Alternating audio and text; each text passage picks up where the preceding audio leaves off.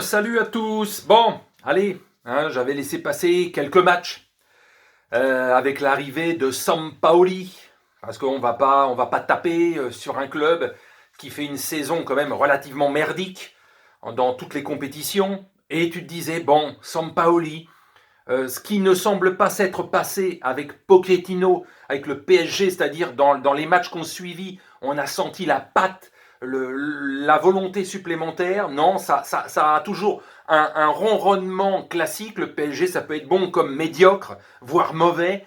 Mais pour l'instant, il n'a pas transformé l'équipe du PSG, Pochettino.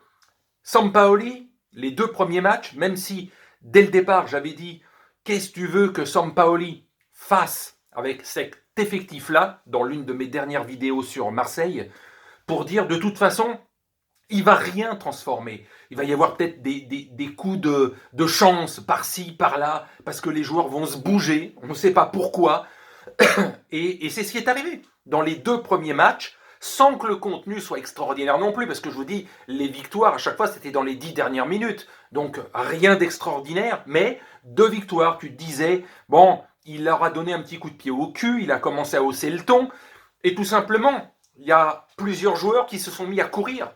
Ils l'ont quasiment pas fait toute la saison. Ils ont quasiment rien fait de la saison pour la moitié de l'équipe. Donc ils se sont mis à courir. Et c'est incroyable, ils ont réussi en courant, en faisant leur métier de footballeur. Ils ont réussi à gagner 2 matchs dans les 10 dernières minutes à chaque fois, sans être ultra dominateur non plus. C'est pas du grand OM. C'était un OM qui était correct, sans plus. Bon, ben voilà. T'as l'impression que les joueurs, déjà, sont cramés pour certains. Dans la dernière demi-heure du match, tu as l'impression que certains étaient déjà cramés physiquement. L'autre, il est là depuis 15 jours. Il les a peut-être entraînés comme ils ne se sont pas entraînés depuis le début de la saison, voire peut-être même depuis la saison dernière. Et tu as l'impression que certains, c'était inévitable. Je l'avais dit aussi, il doit avoir ses hommes à lui, Sampaoli. Des hommes qui sont capables de suivre sa méthode de jeu, ses physiques, etc. On a vu avec Bielsa, c'était plus ou moins le même style. Ça a tenu 6 mois. Au bout de 6 mois, les joueurs à l'OM ont craqué. Et là, c'est pareil. Là, c'est pas au bout de 6 mois, c'est au bout de 3 semaines qu'ils craquent pour certains. Donc, ce que j'imaginais, Sampaoli va rien faire d'extraordinaire, en tout cas, avec cet effectif-là. La moitié de l'équipe est à changer. Il y a 5 joueurs, au moins, qu'il faut dégager à l'intersaison et mettre une équipe de joueurs capables de répéter les efforts, de faire ce jeu toujours vers l'avant, en défense, en attaque. C'est vraiment du ping-pong, ça doit y aller. Et là, il a 5 ou 6 joueurs qui n'ont pas le niveau ni mental ni physique pour appliquer sa méthode. Donc voilà. Donc les 2 premières victoires, c'était peut-être en trompe-l'œil quelque part, peut-être pas, mais quand même.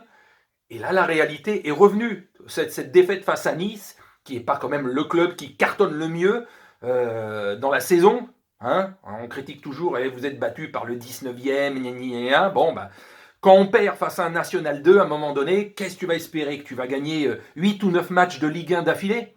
Parce que tu as juste changé de bonhomme, Sampaoli, et tu gardes les mêmes joueurs qui se sont quasiment pas bougé le cul de toute la saison.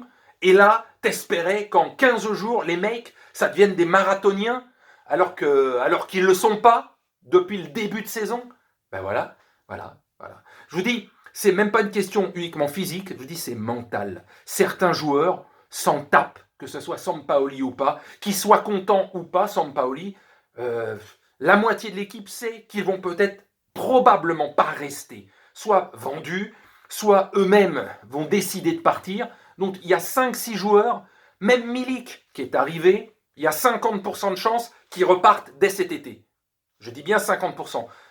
Franchement, tu as la Juve qui te demande, tu restes à l'OM, dans l'état où il est aujourd'hui, l'OM, où il part dès l'été prochain à la Juve. Même si la Juve n'est plus la grande Juve d'il y a encore 3-4 ans, mais c'est quand même largement au-dessus de l'OM actuellement.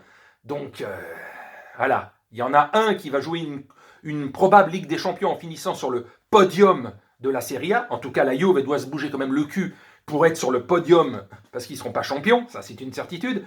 Mais l'OM, même la 5e place, je vous dis, ça sera un petit miracle s'ils arrivent à accrocher la 5e place pour une petite Europa League qui, bon voilà, avec l'effectif qu'ils ont, de toute façon, ils ne feront pas grand-chose. De toute façon, le grand ménage est réclamé, McCourt reste, reste.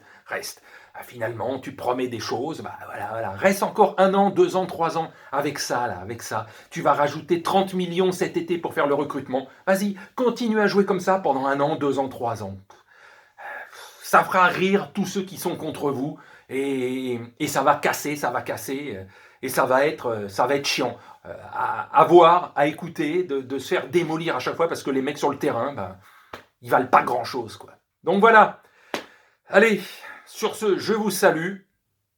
Et puis aussi, juste pour finir, belle victoire de Monaco hier, 4-0. Belle victoire de Monaco. Monaco qui est toujours bien présent en course pour le titre, parce qu'il y a le Lyon PSG de demain qui peut, en cas de défaite de l'un et l'autre, permettre vraiment à Monaco de pouvoir viser le titre, ou en tout cas, au pire, à 100% le podium. Donc voilà. Allez, sur ce, je vous salue.